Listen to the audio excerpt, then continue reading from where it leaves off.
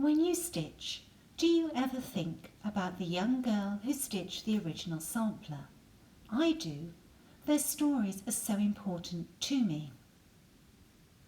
The only mention of Sarah Mary Larkworthy in historical records is her baptism, which took place on June the 19th, 1718 at All Hallows on the Wall, Exeter in Devon, England. Whilst we cannot follow Sarah forward in time, we can trace her paternal line back to William Larkworthy, who was born in 1520 in Devon during the reign of Henry VIII of England. In the year of William's birth, King Henry met King Francis I of France at the famous Field of Cloth of Gold. He was still married to Catherine of Aragon. It was not until 1525 that Henry, infatuated with Anne Boleyn and dissatisfied with his marriage to Catherine, sought to have their marriage annulled, setting in motion a chain of events that led to England's break with the Catholic Church.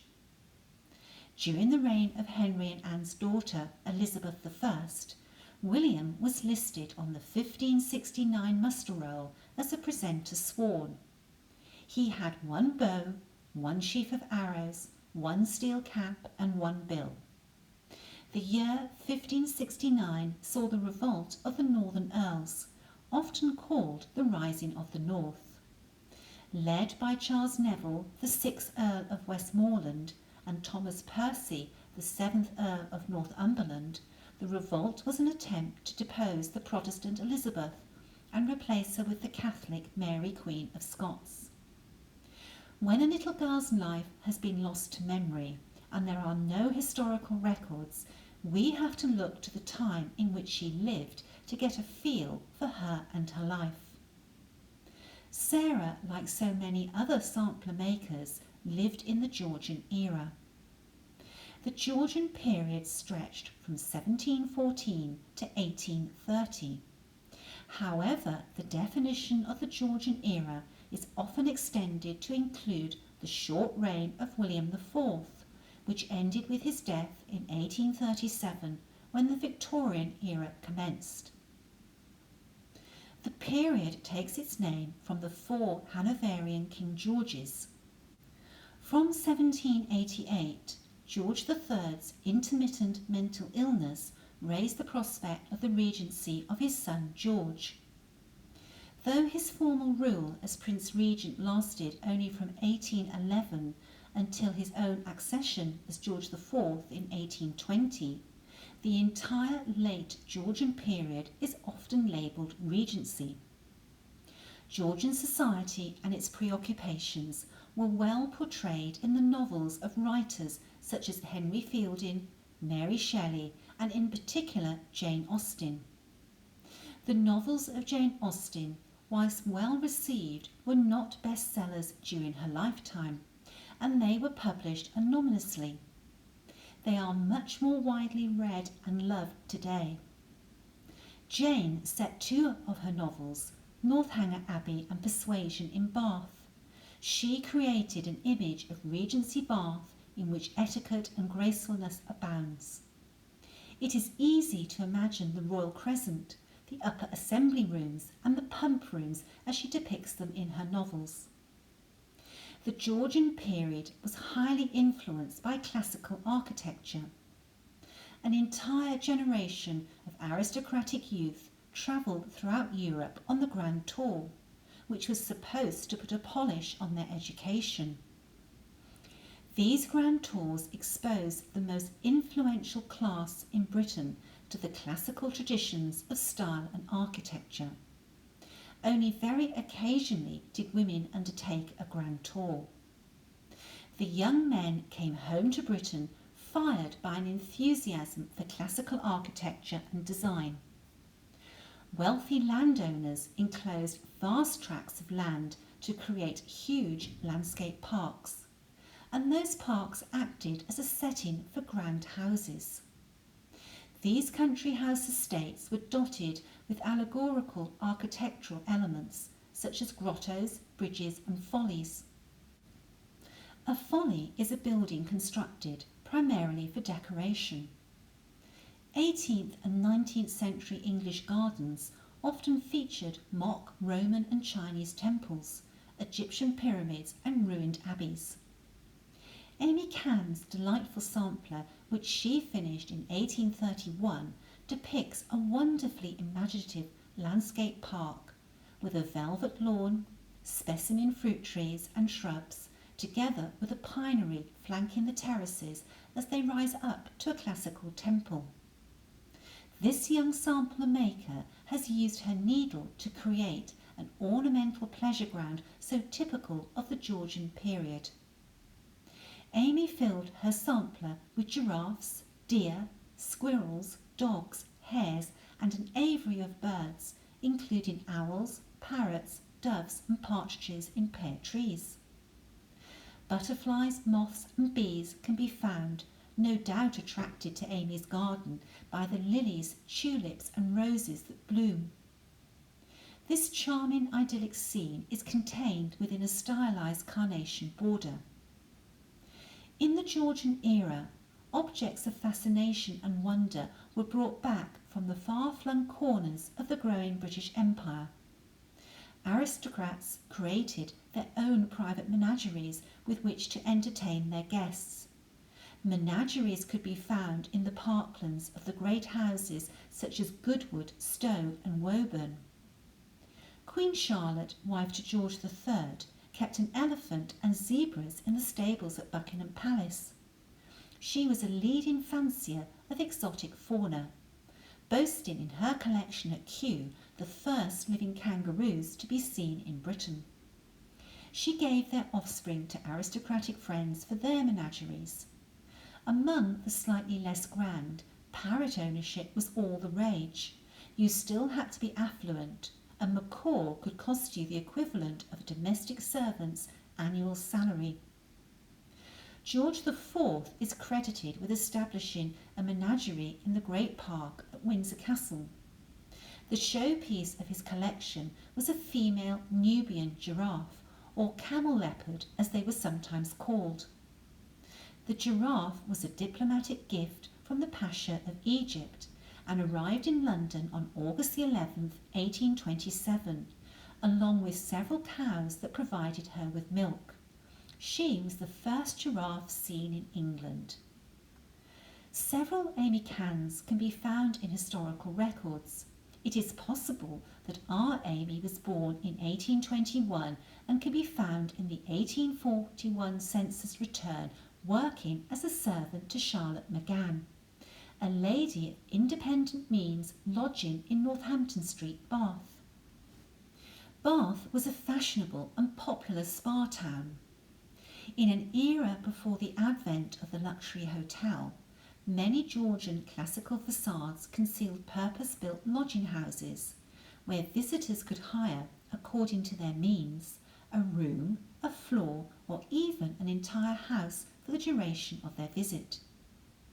Interior colour schemes for the Georgian home included burgundy, sage green and a blue-grey, but as the style developed they became lighter and included pea green, sky or Wedgwood blue, soft grey and dusky pinks and even flat white or stone.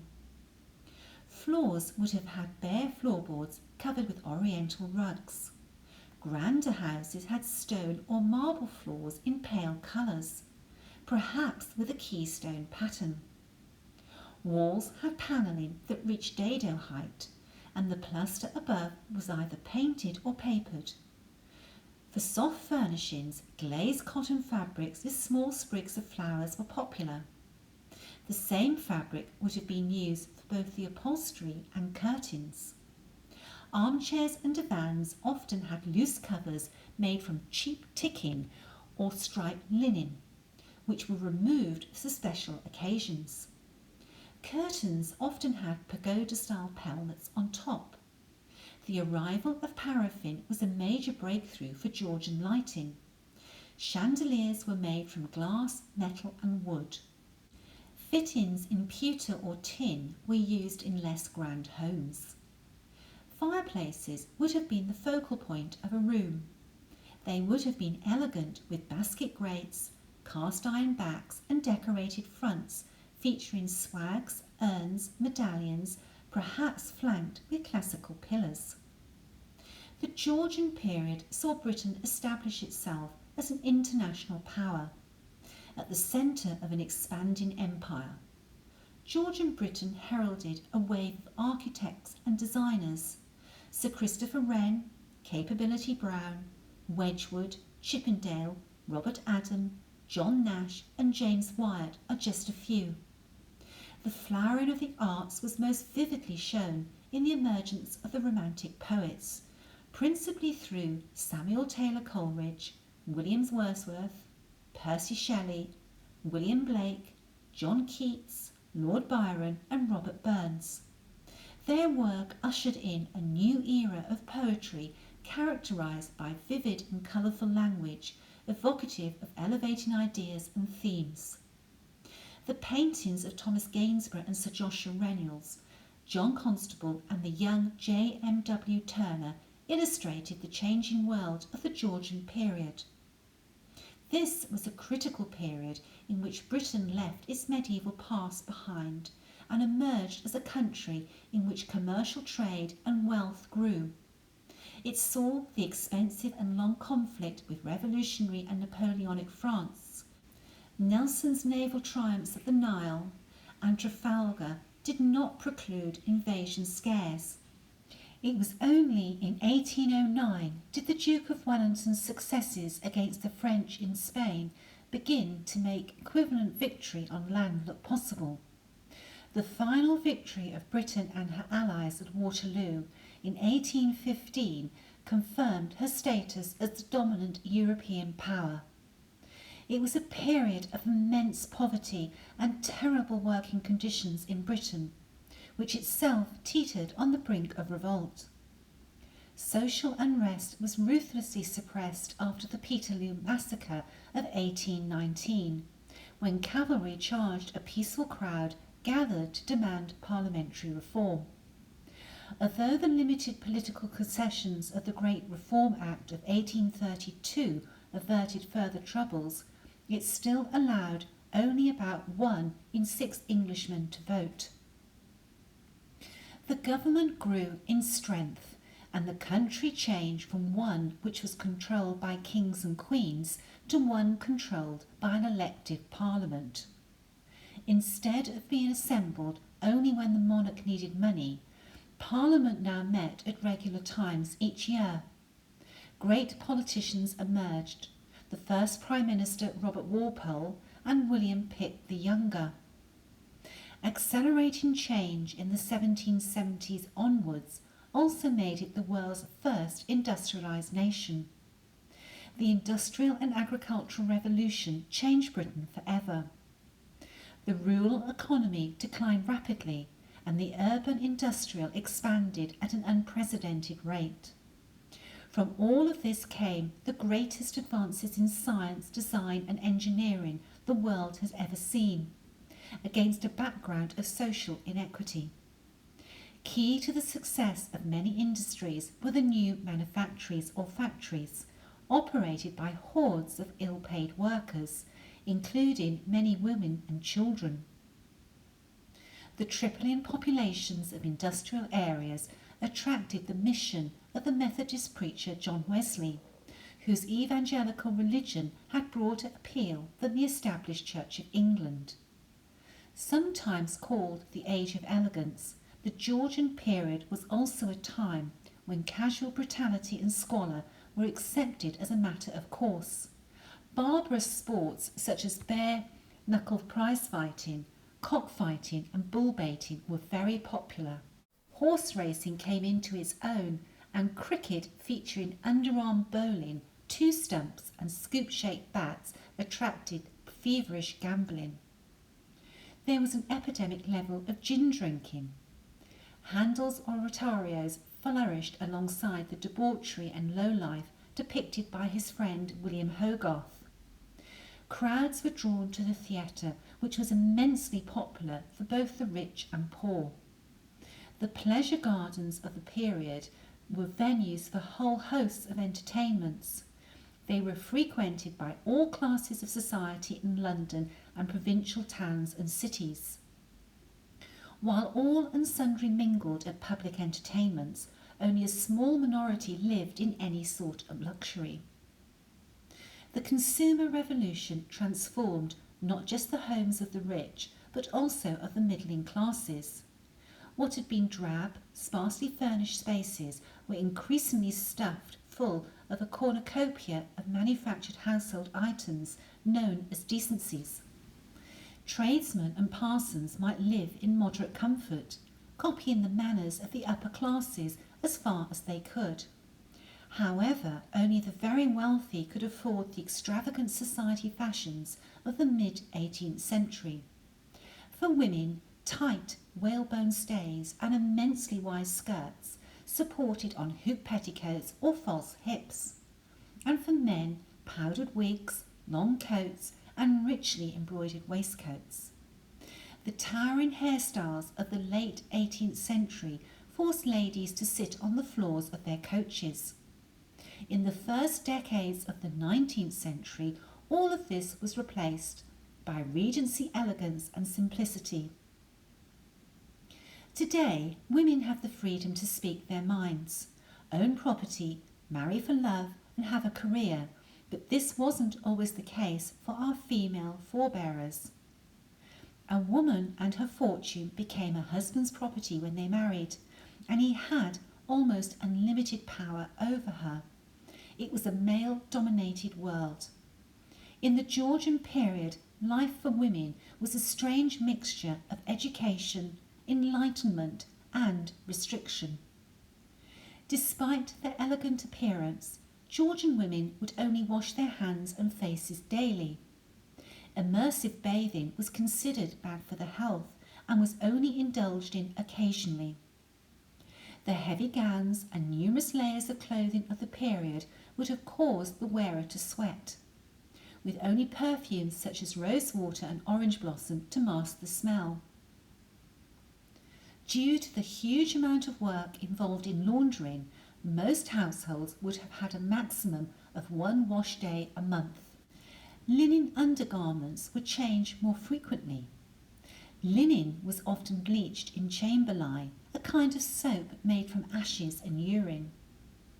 A sugar-rich diet led to frequent tooth decay, especially in the upper classes. Cleansing tooth powders had started to emerge, but most of these featured spirit of vitriol, known to us as sulfuric acid, and it stripped teeth of their enamel. Parsley was chewed to help mask the smell of bad breath. Rotted teeth would be pulled with pliers or a tooth key, which was a type of claw that would fix to the tooth so it could be loosened in the jaw. When fashionable ladies lost their teeth, they wore false ones made from ivory or porcelain, but dentures made from real teeth were preferred, and poor people were encouraged to sell healthy teeth for this purpose. Georgian women were renowned for their porcelain white faces and dark eyebrows, but achieving the fashionable skin tone could be extremely dangerous. Ladies used white face powders which were lead-based, and some also featured vinegar and horse manure. Lips and cheeks were tinted with lead that was coloured with carmine, a bright red pigment obtained from the aluminium salt of carminic acid, or even with mixes containing highly toxic mercury. Lead poisoning caused disfigurement, hair loss and even death. Eyebrows often fell out, so Georgians began to pluck out or shave what eyebrow hair remained before penciling in a new brow using lead or burnt cork. False eyebrows made from mouse fur were glued to the forehead. It seems that ladies were quite philosophical about setting mouse traps to provide a fresh pelt for the next day. Unfortunately, glued-on brows had a habit of coming unstuck. Many a grand society lady had trouble keeping her dignity whilst covertly trying to reposition a wayward eyebrow that had slipped out of place. Sometimes we find a wealth of information about a sampler's maker. Eliza Bell Cox, who stitched her sampler in 1832, is one such girl. From historical records, we know that Eliza was one of 6 children born to George and Mary Ann Cox. She was born on April the 21st, 1821, and was baptised in June of that year at St Leonard's, Shoreditch in London. Eliza's mother died while she was a child.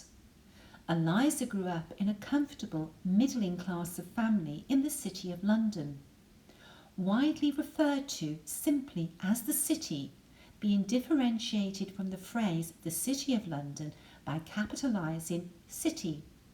It is also colloquially known as the Square Mile. The City is an historic financial district home to both the Stock Exchange and the Bank of England.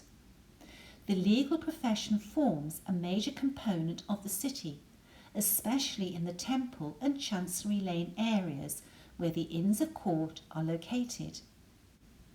Eliza's father was a gentleman and one of the attorneys of Her Majesty's Courts of the Queen's Bench, known as the King's Bench when there is a male sovereign.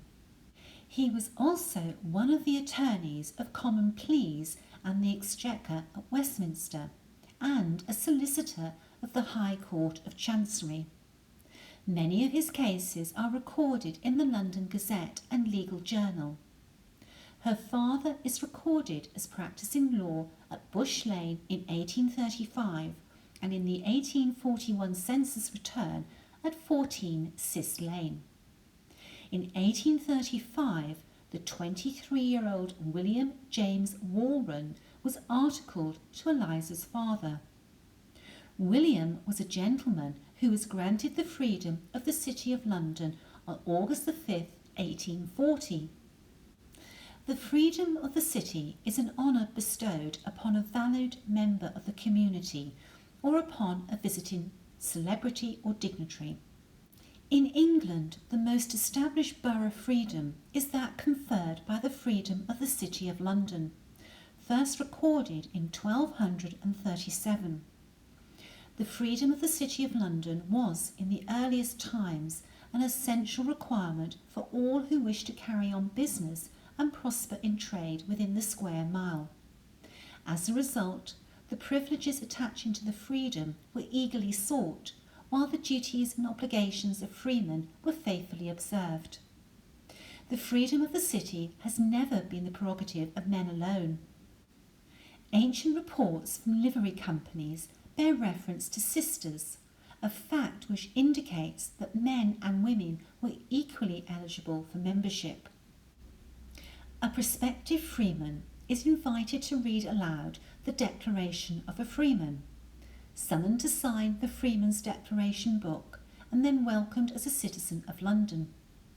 Each newly admitted freeman of the City of London is then presented with a beautifully inscribed parchment copy of their freedom, together with a copy of a little book entitled The Rules for the Conduct of Life, a guide to conducting their lives in an honourable fashion. From the Middle Ages to the Victorian era, freemen of the City of London enjoyed a number of privileges denied to other city residents. Freemen had the right to trade and carry on a profession, to own land and earn money in their own right.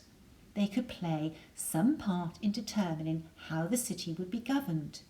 They could take sheep to market across London Bridge without having to pay the mandatory bridge toll, and sell their livestock, produce and goods wholesale. A freeman could also carry an unsheathed sword in public, and if found drunk and disorderly in the city, he would be taken home by the police rather than being arrested and thrown into the cells. If found guilty of a capital crime, a freeman was extended the luxury of being hung by a silken rope. Eliza fell in love with William, and on April the 4th, 1844, at St Stephen, Walbrook, they were married. The following year they were recorded as living at 13.5 Cis Lane, where William practised law. They had 2 children, Mary born in 1846 and Robert born in 1847. After only 3 years of marriage, William died in the latter part of 1848, leaving Eliza a widow at only 27 years of age. Eliza never remarried.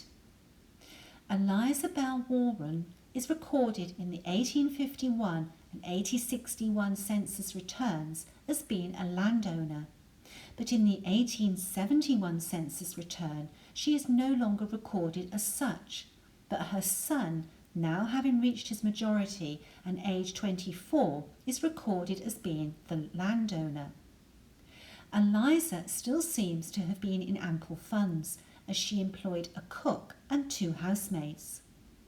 In later censuses, she is listed as an annuitant. William left Eliza well provided for. Her household in 1871 was a large one. On the day of the census, some 11 people were in residence at Chestnut Cottage in Mortlake. Her brother, an attorney, also named George Cox, had passed away, and his 2 daughters, Bessie and Celia, and son Frederick were being raised by Eliza. In the 1901 census, Eliza is living with Celia in her daughter Mary's marital home. Eliza died on January 11, 1904, in her 83rd year. After her death, Celia continued to live with Mary, never marrying. Eliza's daughter Mary had married Henry Trengrass, a wealthy provision merchant. Henry was named after his grandfather. Henry Trengrass Sr. was the inventor of the rocket line apparatus that fired a rope to stricken ships on the rocks and enabled the crew to be taken off. The rocket has stood the test of time. Lightweight versions are still carried on lifeboats today, and they must have saved thousands of lives. Eliza's sampler has a delightful, free-flowing border of entwined damask roses, hearties, campanalas, and tiger lilies in full bloom. This beautiful border has been executed in cross-stitch over 2 threads. Her sampler depicts a sweet verse and an exotic bird perched on a leafy bough, eyeing a pretty butterfly which rests dangerously close by. There is another documented sampler, Elizabeth Elliot, 1835, that bears a striking likeness, and it is likely that Eliza and Elizabeth attended the same school, Radcliffe House. Eliza stitched her sampler using a palette of 39 colours. There has only been a slight mellowing of colour over time, and Eliza's flowers, particularly the heartsease, dance merrily around the sampler. In Victorian England, the pansy flower was used for secret courting.